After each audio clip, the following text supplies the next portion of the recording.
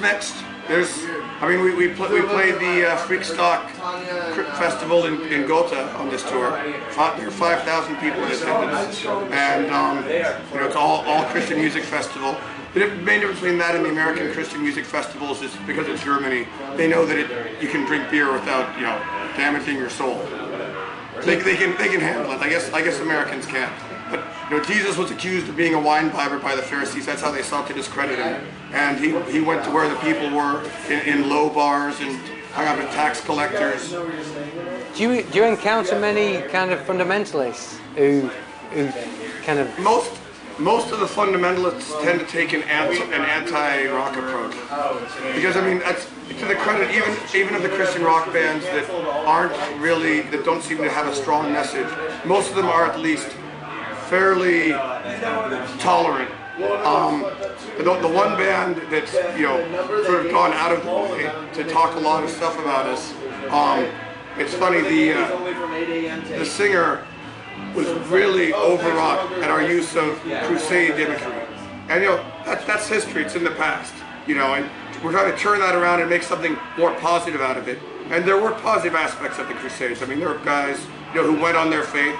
The fact that they were told by the Pope and other leaders, that this was the thing to do, they weren't allowed access to the Bible then. But so he condemned us for using Crusader imagery, and yet he also completely supports the war in Iraq, because he says he's in the Republican Party, so whatever the president does, he has to support. Now Jesus said, "Render unto Caesar that which is Caesar's, and unto God that which is God's."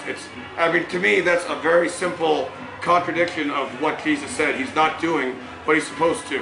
So that's I forget what the question was now. Have you encountered any real? Oh, well, so that was kind of strange, because that was kind of a fundamentalist Christian rocker who yet doesn't want to write songs about Jesus. Sometimes they just do it in veiled ways, like they'll talk about the warmth of the sun. See, the problem is that what they really want is mainstream success, and so they don't want to do anything that will compromise that.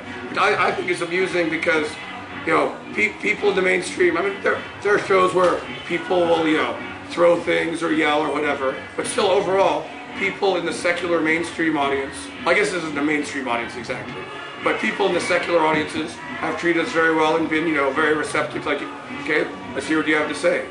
Some of them laugh, but as long as it gets them thinking. They laugh now, maybe later they get to thinking. Plant the seed. You throw the seeds, just like Jesus said. You throw the seeds. Some of them fall on the rocks. They don't grow. Some are eaten by the birds. They don't grow. Some wind up falling in good soil. All you can do is toss the seeds around and hope for the best.